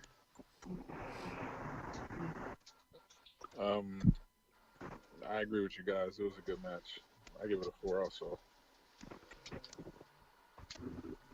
Senor Bad Street, Atlanta, GA. It would have been Bad better. Street, I want to add. Atlanta, GA. Oh, I'm sorry, my bad. That's okay. I want to add. It would have been better if a championship would have been on the line for it. But it was still a good match. No, I It agree. was it was definitely a been good higher. match for it being a Non-title. Have a title involved in it. Right. And I actually really did like it. I didn't like the ending. I would have given it a 5 if it weren't for the ending. I actually gave it a 4.5. I didn't mind the roll up. Because I did like that was what tag teams were about then. They were very much cohesive. They were very much in tune with each other. You read my mind, I read your mind. And that's what they did. Those were real tag teams. Those were the tag teams that you knew everything about. You thinking the same thing I am? Yeah, I'm thinking the same thing you are. That's kind of like what Edge and Christian were, when they did it, the Hardys, the Dudleys, those teams. Those were the ones where you just look at the guy and it's like, I know what you're going to do. I know what you're going to do too. Okay, let's do this. But that's exactly what these two teams, for as many years as they've been together, and I know JR said 8 years, yeah, that's what happens in 8 years. You get to know that partner of yours. Well, they definitely they are a well-gelled team, well-oiled machine. But yeah, they're excellent. Like I said, it was an excellent match. It was excellent. I didn't mind the roll-up. I mean, I could see how it was a little lackluster, but still really good. Emir, did we get something from you? Yeah, I went right after you. I right. went with that 4 that you gave it. I thought that was accurate. Just want to make sure everybody gets their time in. Tony Schiavone making sure he gets his time in because he's fucking interviewing everybody. Jesus Christ. Doug Furnace. Who the fuck is Doug Furnace? He's a power lifter or some bodybuilder or some bullshit. Right? Am I wrong? Somebody correct me? Anybody? Yeah, he's supposedly supposed to be the world's strongest man. Yo, when Bullshit. I heard that, I He's was no like, Mark Henry. Okay. That's where they got it from? He's no Mark Henry. That is no sexual chocolate right there. I'm sexual Right? chocolate. He's no Amir. Yes, he's no Amir. That's my boy over there. Sexual chocolate. Chocolate Thunder. Chocolate Thunder. Oh, lordy. Sorry, man. I'm throwing out all your names. That your lady be calling you. Man, speak on it, man. I want the world to know. Oh, yeah, the world must know. Lord. Anyway, this guy comes out. He says, Luger looks great for a guy who's been in the hospital for 2 weeks. Then Sting comes up, cuts his random promo. Says he would do the same thing if he was in Lex's position, but he knows he's hurt, and it's his body and his choice. So he says you're going to see Luger take the title tonight from the Nature Boy, period. And off he goes with his crazy face paint and his fucking super blonde hair. Well, got to jump right into the next match. God bless Sting. God bless Sting is right. Sting is awesome. He's always so full of energy. He's like always constantly over the top when he has no reason to really be. He was out there for a regular promo, and you felt like he was just going to explode. He was ready to go. So, we have the next match, which is the tag team title match. Doom, Ron Simmons and Butch Reed taking on Rick and Scott Steiner, the Steiner brothers. JR says... The natural Butch Reed. Yo, I gotta say, just like when the Samoan SWAT team came out earlier in the night, here were two guys that looked really like they looked like exactly like each other to me. No, they really did. But I mean, I when I remember watching the Steiner brothers when I first started watching wrestling in WCW, it looked like that's when Scott Steiner was just starting to get huge and just even bigger. That's when he was becoming Big Papa Pump. But it looked like Rick Steiner was always getting just a little smaller. But right now, like as we've seen in the last NWA show, he's still fucking huge. So, and that's what I'm going to try to bring up. They said Scott Steiner didn't wrestle in the heavyweight division. I'm like, bullshit, he didn't. Look at that fucking guy. Like, he's gigantic. There's no way. But apparently there's a way. So I never heard of Ron Simmons' tag team partner. Butch Reed? Yeah, I never heard of him before that night. Oh, man. Neither have I. Man, oh, man. Yeah. Yeah, you know what, Amir? You really do need to watch a few old schools, man. Butch Reed's names ring bells, like especially back in the Mid-South. Oh yeah, he looked like he was a beast. You know, and like I said, him and Ron Simmons, they look like they could damn near be twins. You know? You know what? Him and let me put it to you like this: Mid-South is Memphis territory, I believe, right? Yeah, that was okay. So his tag team partner was Jimmy Anvil Neidhart. Nice. R.I.P. to a legend. Another legend. Mid-South was that Bill Watts' promotion? Yeah, that was Cowboy Bill Watts. Okay. Yeah, see, because we old and we know these things. Because fairly American. What? Because we're old and we know these things. Oh, wait. Okay, yeah. That's what you fucking said, bro. I'm just copying what you said. I'm not old. Okay, I'm not old. Anyways, so I love how Rick Steiner just grabs the do-rag off of Teddy's hair and just throws it into the crowd. He's like, oh, what the hell? It is a little fucked up, but it was still pretty funny. When I think about Teddy Long, by the way, Teddy Long is on this card and Ric Flair is on the card later. I just can't help but think about Teddy Long saying, hey, Ric Flair would just come up to me and go, hey, nigger. Like, whoa. Jesus Christ. Like, just think about it. For as much as he was doing in that ring, you know, managing these guys and being a referee, all the things that he was doing, and all these guys that we look up to, because when we talk about the Ric Flair match, I'm going to tell you how, like, I thought he was the man. But the fact that he was walking around calling Teddy Long the N-word, that's crazy, like, what Teddy Long was going through just to try to work in that environment. You know what I mean? Oh, yeah. No, you're not wrong there. And the finish of this match should be pumped up even higher, because if that was, in this era, if it was acceptable for white wrestlers to just refer to black wrestlers as the N-word, but black wrestlers were still capturing titles, says something about the business, you know? That's true. Definitely shows that they, I guess they don't feel that way. It's not a degrading thing. It's just like a way to get heat, which I still don't like, but whatever. I mean, it's old, it's gone, it's past, it's no more. Now everything's extra scripted, and we see the bare back of Alexa Bliss, and we're supposed to get Randy. So, and then fucking Mandy Rose has the same amount of clothes on as she does her ring gear, and again I'm supposed to get all excited. This is why we do the retro show, because this is much better.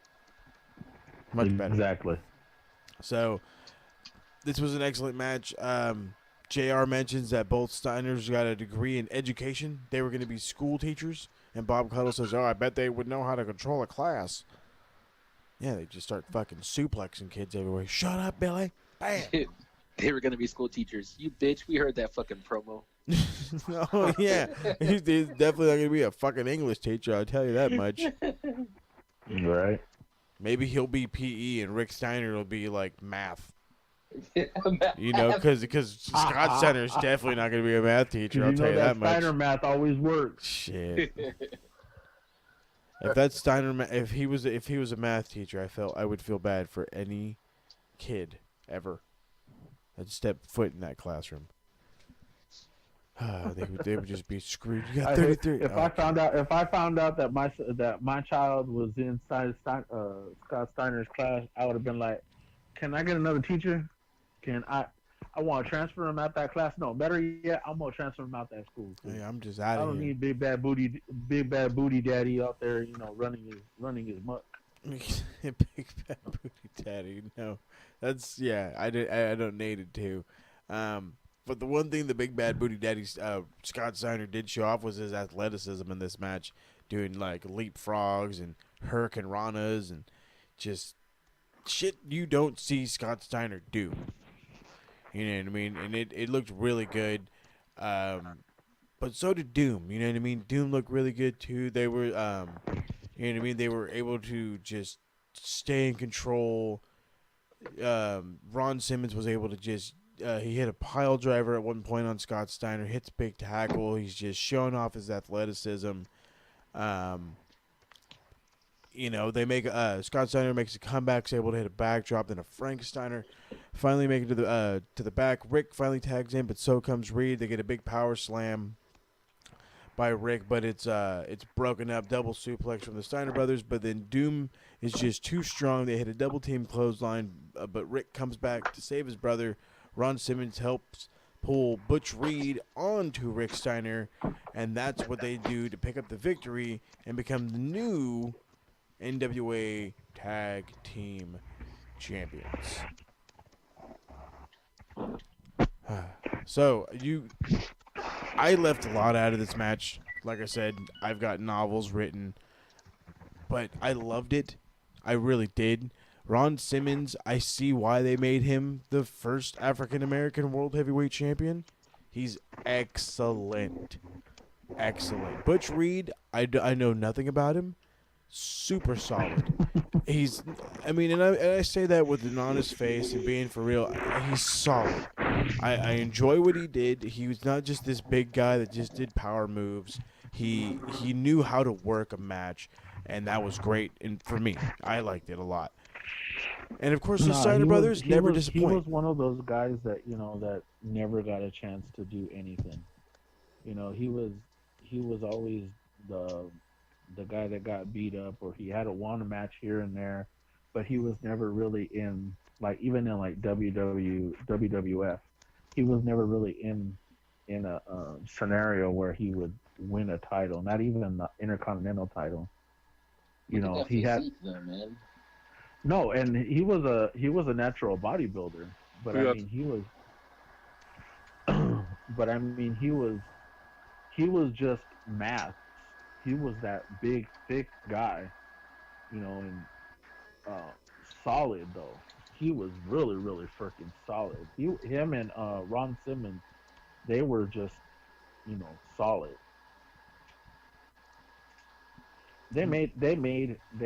I'm glad that at least, there were some places, like Mid-South, like Eric said, NWA, / WCW, they gave him an opportunity, to have, get a title at least around his waist to, so he was recognized as something other than just a background guy. Yeah, no, he showed off that he can be more than just a background guy. Both these tag teams were excellent. I had no idea how it was going to end. I didn't foresee an ending, Everything worked well. The double teams were great. The Steiner brothers worked. Like I said, it's just all meshed. This match was excellent in itself. 4.5. My match of the night. Who's gonna top me? I really enjoyed the match. Enough that I would go ahead and give it a 4. I was really surprised that they let them beat the Steiners, and I was like, well, look at that. That's pretty good. And I thought that Ron Simmons and his partner both just looked fantastic. And the Steiners, they're big too. Just another point of like how big the wrestlers were back in the day versus today. There are no, I mean, other than Braun Strowman, there really are no more larger than life characters. You know what I mean? Well, yeah, I mean, because before Braun, we had who? Ryback? Or The Big Show? And they're all god-awful. Yeah, stupid.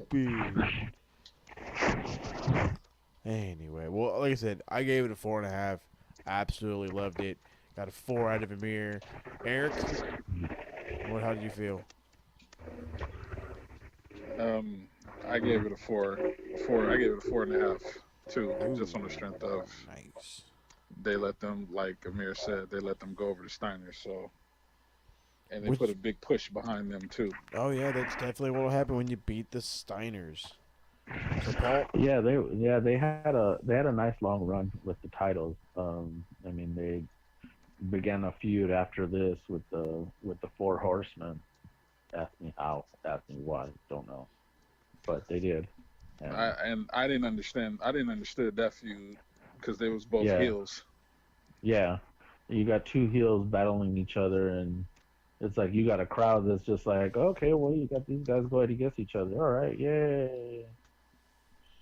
That's when they're like, you just enjoy the wrestling. No, I don't give a fuck. Where's the good guy? I gave it a 4. I honestly gave it a 4 too.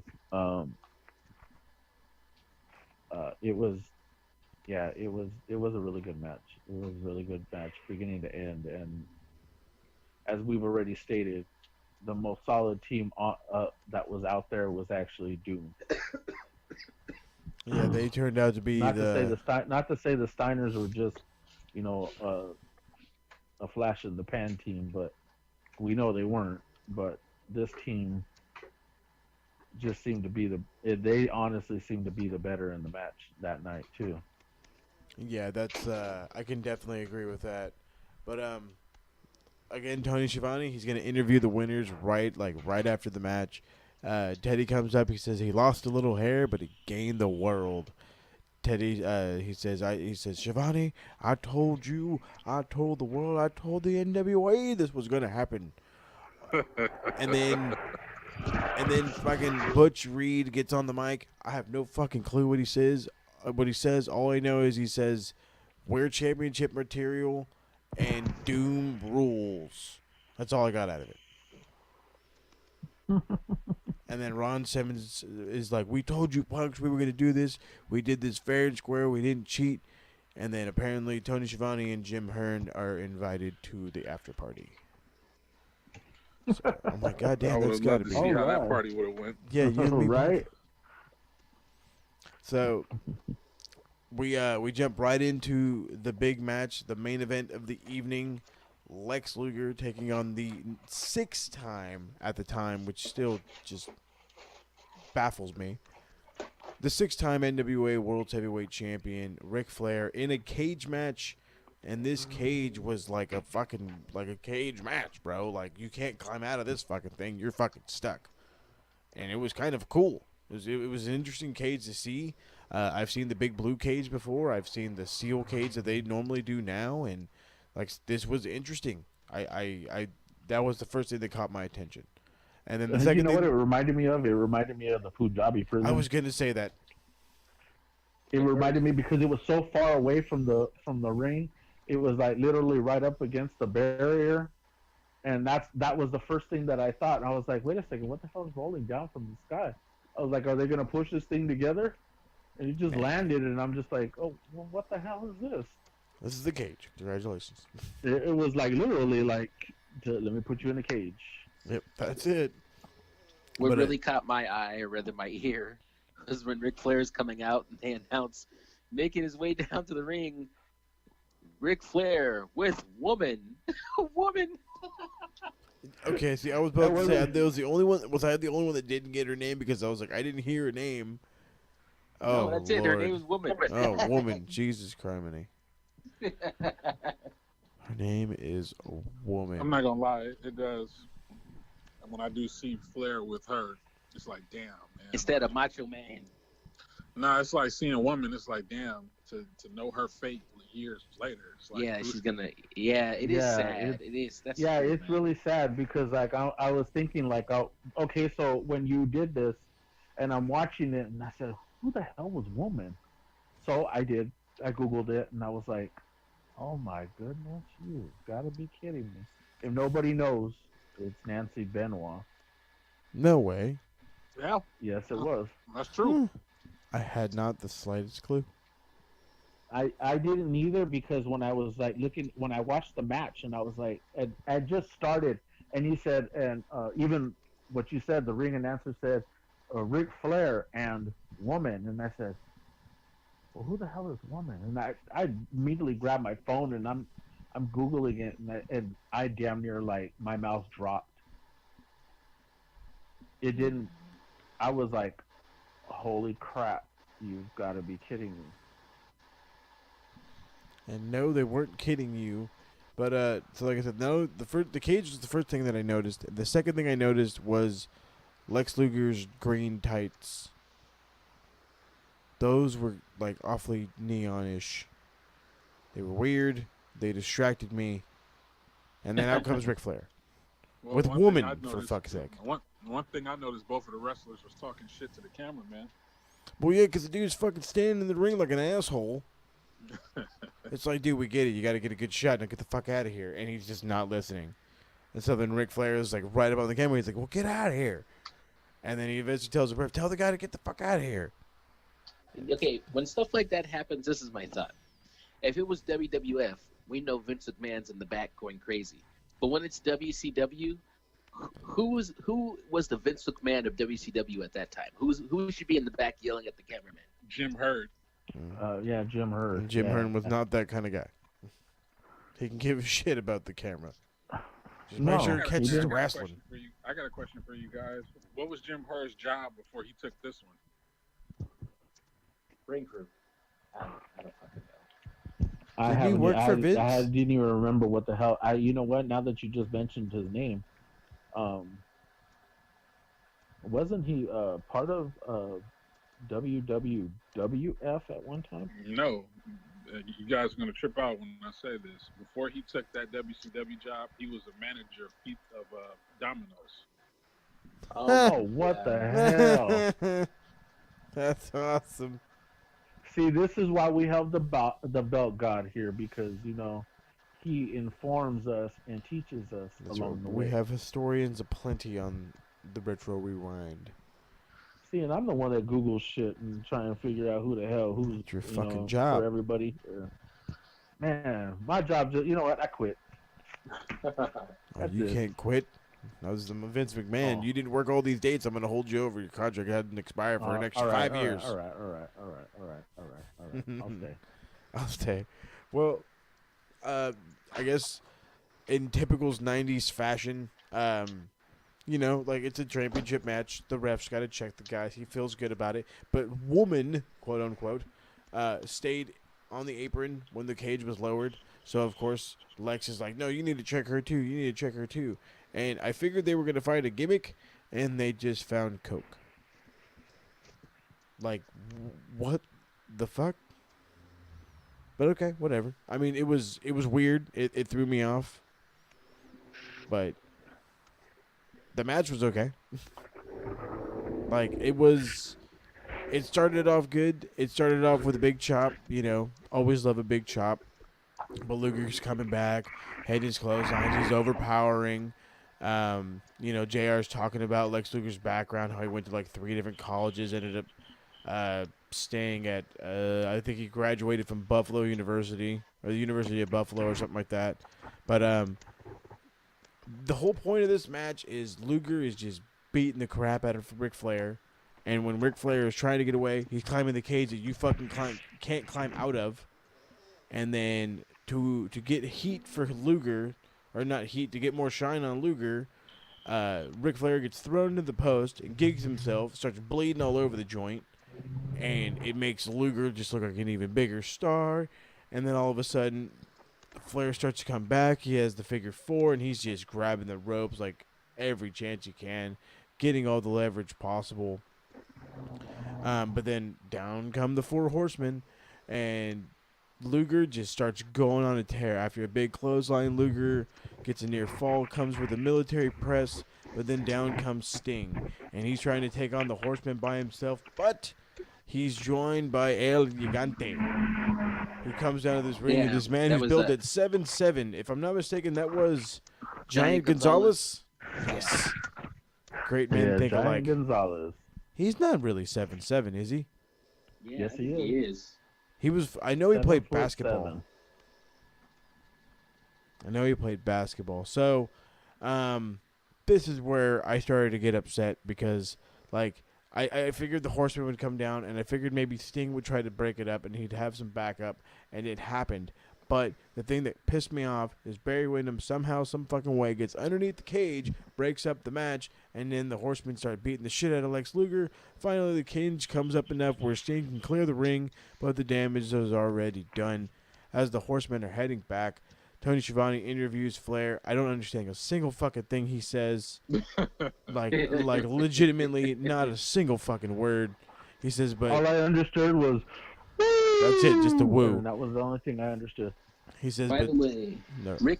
Ric Flair bleeding in a match is gold. It happens so often. Okay, my favorite wrestler of all time is Triple H, and if you remember, every Triple H match he would bleed profusely. And JR would go like, it's like he's wearing a crimson mask. Like it just was part of his matches that at some point he had to completely lose all the blood in his body and it would be on his face. And Ric Flair is the same way. There's so many pictures of Ric Flair with blood all over his face. You just expect it. It's not really like when he started bleeding. I was like, of course. Well, I mean, well, yeah. Triple H was the Ric Flair, when that was happening. That's true. He was trying to be Ric Flair, especially when Evolution was popping off. Oh yeah. That's the closest. That's the closest. Good Lord. I never understand who's recording on a raceway. I was just about to say. I'm sorry. I knew I needed to come by the speedway, to get some clarity and get my. You're gonna get my mind right after I hit this quarter mile. Don't you trip. So I need that exhaust fumes, in order to think straight. Sure, if that helps. So Sting eventually runs off Flair, and then El Gigante helps him out, and that pretty much ends the show. I mean, Dude, what the hell was he there for? Dude, he was there to be a big fucker and did nothing. He grabbed Barry Windham and then let him go. He grabbed Arn Anderson and pushed him back and then let him go. And it's like him and Sid are standing next to each other. Like, what? What are you gonna do? And then nothing. It's like, what the hell is that? Like, seriously. Maybe there was a language barrier. Oh yeah, that's what it was. And he speaks English. Because Sid don't talk. But yeah, maybe That's Andre thing. the Giant spoke English too. But if you listen to him, did he? Yeah, I mean. Do you say titty? Giants have a different type, like, hey, bro, I'm gonna throw you a throw. You know what I'm saying? It's a different. Their voices get muffled because they're surrounded by so much chest. Oh, is that what it is? Oh my God, I was just lost my mind for a second there. Oh, and the other thing is that freaking Jim Ross kept saying, "Ole Anderson has the remote. Ole Anderson has the remote. He's controlling it. He's controlling it." That's what he kept saying over and over and over. And it's like, okay, well, why doesn't somebody go over there and beat the hell out of Ole? Well, where the hell is he at? Oh, we saw him over here by ringside with the controller, and he's raising it up and down. God damn it, raise it up and down. And I'm like, And to add to that, what else had me laughing about Jim Ross when he was like, "Somebody should call the cops. They need to call the police. Call the police." When they was in there, such a when they was great in there line. beating the shit out of Luger, they was like, "Somebody call the cops." He's always been so over the top with that kind of thing. It's great. I love it. I do. Classic Jim Ross. Remember when they actually called the police on WCW during that NWO angle? Oh man, I laughed. It's funny. I laughed. That's when they catapulted Rey Mysterio. Yeah, Nash catapulted him into the door or whatever. Like, that's how over WCW was at some point. Like, people were literally called, like, fuck kayfabe. The police were being called. Like, because the people around them thought that shit was real. Like, motherfuckers are assaulting people. Yeah. Help, there's a 12-year-old kid out there being beat up by a giant. By a 7-foot monster. What the hell is that? Don't look out there, too. Oh, damn it. Oh, Lord. Like I said, the ending was weird. If it wasn't such a fuck finish, it probably would have garnished a 4.5, but it got just a 4 because god damn can Ric Flair sell. You know what's interesting? I wonder why, because prior to that match at Capitol, they wrestled each other like on 2 other occasions on pay-per-views. I wonder why they never let Luger go over. Yeah, every time, man, they would find a way. I mean, Flair, especially because, Belt God, you mentioned that the very next pay-per-view, Flair drops the title. Yeah, he dropped it to Sting. Right. So what's the deal? I mean, Lex Luger, I mean, he had a great look, and you know what? He put on good matches. And this match in particular, honestly, I gave it a 3.5, not even a 4, because I wanted to see a real finish. You know what I mean? I didn't really like the finish. Yeah. And my whole thing is, come on, man, it's a championship match. Can we get a clean finish? Heel. I get it, but come on, can we get a finish like a real finish? Not this like, everything's being waved off at this point. Come on. Well, like I agree. I give it a 3.5 also because, like I said, like prior to this pay-per-view, I watched the other 2 couple matches they had to where it was like a fucked up ending. And it was like, damn, how long are you guys going to screw Luger over in the main event? Like, so, this one just did it for me. Because I don't know if you guys probably watched the old ones, but how he got screwed in the match against Flair, talking about, he can't bleed, and they disqualified him for that. That was ridiculous. Weren't they the main event on that NWA card that we watched? I think that was. Yes, and the funny thing is that I'll say the same thing that Eric said. Flair dropped the title the next pay-per-view after Starrcade, which was Chi-Town Rumble or something like that, and he dropped it to Steamboat. So it's funny that he would drop it to other guys, but he wouldn't drop it to Luger. But you know what's? But let me piggyback on that. Prior to him leaving WCW, and that one pay-per-view, what was it, the Great American Bash, where Luger turned heel? Yeah. He was supposed to drop it to Luger that night, but he left. So I guess Luger was finally going to go over on Rick, but things happened to where Rick got fired. But I get you. Like, I don't understand why he wouldn't drop it to Luger back then, like when Luger was red hot. Like, I wouldn't get that. I didn't get that. It must have been politics behind that. No, because I mean, he dropped it to Sting, he dropped it to Steamboat, he dropped it. I mean, he went back and forth with Dusty Rhodes. He even dropped it to Ronnie Garvin. And he dropped it to Ronnie Garvin. It's like, but you think about it, and it's like, why not Lex Luger? Why would you not want to put over somebody of his caliber and somebody who was as popular? Politics, man. And it's the politics. And you can go back to saying it was the politics, but I just think there were times to where Jim Cornette and a lot of these other guys that were in charge just didn't believe in him that much. The thing that makes me the saddest when I hear, Paul Morales and Eric L. White, you guys saying all the people that Flair dropped the belt to, is it reminds me, Ric Flair is a 17+ time world champion. But for every time he won it, at some point he had to also lose it. Like, so if he's won it more than anybody else, then he's lost it more than anybody else too. Yeah. Why would you tarnish such a record like this, sir? Yeah, but why you would know, you do and this? like I said, I mean, you look at Wikipedia and it'll tell you how many times he's won the title, and literally he's like a 20. If you count the times that, I even saw a YouTube video on it. I mean, he's like a 28 time champion, and we're just talking Lord. heavyweight champion. You know, I mean, we're talking AWA. We're talking, I mean, just literally champions. Now I'm wondering, some of the guys and correct me if I'm wrong, but there's notable guys like, let's say, like Roddy Piper and some other guys that never won the WWF Championship. But those guys that are on the list of like never won the WWF Championship, were they world champions in other places? Well, Roddy Piper, he was the United States champion a few times in the NWA. That's as far as I can remember. Jake the Snake, he was the TV champion. No world heavyweight titles though. No, not out those wrestlers. I don't think so. Out of them, I don't ever remember them. I mean, I could be wrong. Like I said, you know. Okay, well, the Miz has been world heavyweight champion. So why would you do this? Everything was going great. We're having an argument. We're going a little back and forth. And then you bring up the fucking Miz?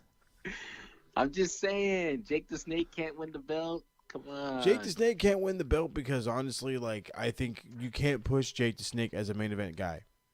No, I agree. I mean, now, as the argument for Lex, I don't know what it is. Was it because he was too handsome? Because his hair was too blonde? His muscles too shiny? How he was had he on everything. the mic? He was god-awful. No intensity. He was bland. I mean, I wouldn't say he's just as bad. I wouldn't say he was as bad as Ultimate Warrior. I didn't go know, that far. I felt Lex was okay. No, I mean, Lex was okay. I wouldn't expect him to cut the opening show promo or the closing show promo. But, I mean, if he needs to cut one, okay, just make it quick. Well, let me ask you guys this. Back in those days, like, you know, the 80s and stuff, who do you say that was that was damn near excellent on the mic other than Ric Flair? Dusty Rhodes. Yeah, thank you. Dick Murdoch. Yeah, Dusty Rhodes was just, he was silk. And he was money. I mean, the things that he would say, it was just like, he made you believe it. Yeah, and that was just the thing, is that everything that came out of his mouth was golden. I mean, it was one of those where you're like, okay, I need to write this down. I need to make sure I write this down, because you wanted to hear his promos. Another one that I used to love, I used to like to this day, one of my tops is Arn Anderson. Oh, Arn Anderson was intense, man. He really made you believe he was going to beat your ass. Arn Anderson definitely looked like one of those badass guys who just beat you because... lordy. You know what? There weren't very many in... I mean, you could say superstar Billy Graham in the early 80s. I want to say his character was more over than his promos and his mic work. I honestly did like it. I honestly did. I mean, and I know I'm gonna get hate. I know I'm gonna get hazed for this, and you guys are probably gonna get on me for this one. If you ever get a chance to look at Bob Backlund when he was in the early 80s, nothing before he lost the championship to the Iron Sheik. I mean, like early 80s, like 80, 81, 82, 83. Just look at watch his promos. It's funny. It's damn near it's at times it's damn near side splitting, because you can't believe half the crap that comes out of his mouth. And you see how he was when he was with Darren Young, right? Yeah. Mm-hmm. Okay, that's pretty much how it was then. Also, what the fuck was that? Bob Backlund, Darren Young. Jesus Christ. The worst. Moses team, Marquez, if I you don't don't. take us home. Dude, I was waiting for the opportunity. Let's just cut to the Sorry. goddamn chase. No, it's all good. I love the ramble. I do. It's always fun. We get a little bit of history. We get a little bit of laughs. But in the end, we have to give our overall review. And my overall review, I think for the first time in Retro Rewind history, I give this show 2 thumbs up. So I really enjoyed it. Yes, there was some crap in the middle, but I will gladly rewatch this entire show in its entirety. It was that good. Belt God, what say I'm about you? to say that already sounded like a disagreement. I mean, it was a good show. Like, my favorite match of the night was the Steiners and Doom match. That's me personally. It was excellent. You know, would I rewatch it in its entirety? No, I wouldn't. I would fast forward the matches. Yeah, not every match. Right. I would legit be okay with watching every match. But overall, I agree with you, Moses. I give it 2 thumbs up also. I love it, Paul. Amir. Oh, Emir, let's go to Amir. Yeah, man, I'm going 2 thumbs up. I was impressed with this card, and again, there was a few things that kind of rubbed me the wrong way, but overall, very entertaining, high entertainment value, much better than a lot of the stuff that I see today on main roster WWE. And I honestly, I thoroughly enjoyed it. 2 thumbs way up for this one. 2 Okay, thumbs. okay. In my view, here I'm gonna break this just down as simple as possible, and I'm gonna try and make this as quick as possible. You know, if you want an old school feel to see how wrestling was and wrestling at its form, just watch this. You know, and I give it 2 thumbs up. Now I'm with Eric. I wouldn't watch every match, mind you. I'd probably skip maybe 1, 2, maybe 3, but for the most part, I'm down to watch this pay-per-view all over again. Especially to see People Power and The Undertaker. Oh, yeah. Yeah, Mean Mark and Johnny Ace was very, very good. That's crazy. You guys, I mean, that did blow my mind. I did not know that was John Laurinaitis. Yes, sir. I'm still a little mind blown on that one myself. You guys said it because I was watching the match as you guys said that, and I really looked at him. I was like, God damn, that is him. Yeah, if you imagine him with shorter hair, you can remember. You know, John Laurinaitis, like Johnny Ace. His hair, look how blonde his hair was back then. Like when you saw him and he was, you know, the general manager of Raw, blah, blah, blah. Like, you know, his hair wasn't that blonde, you know. But, yeah, he did his thing, and he was a much better wrestler than I thought he was going to be. Because honestly, like, as a human being, he's pretty lame. That's for sure. He was definitely I think it's way just better. funny because later on that year at the Survivor Series, The Undertaker debuted. That same year. Yeah, he sure did. Yeah, he left. Was it 91? 90. No, 1990. Yeah, he was later on that year. I think Undertaker, Mean Mark's last match was at the Bash. When he lost to Lex Luger. Yeah, that was his last match there. He had one more match, and he actually went to New Japan for one match, and he was some guy named Punisher something or other. I can't remember what his name was. Martinez. Punisher Martinez. No, not Punishment. He was Punisher something or other. But anyways, I read it on the bio. But anyways, he went there for one match and basically one and done. His last match that he wrestled against Luger, he actually had a dislocated hip.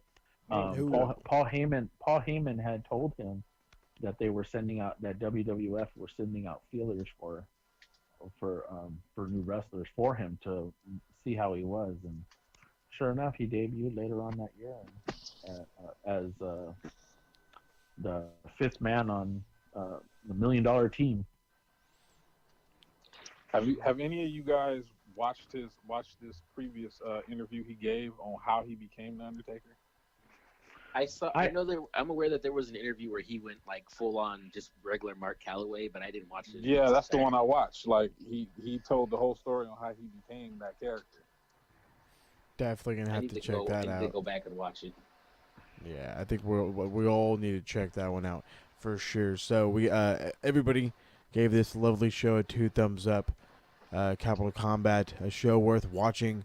Definitely worth checking that out. 1990 Capital Combat under the WCW brand.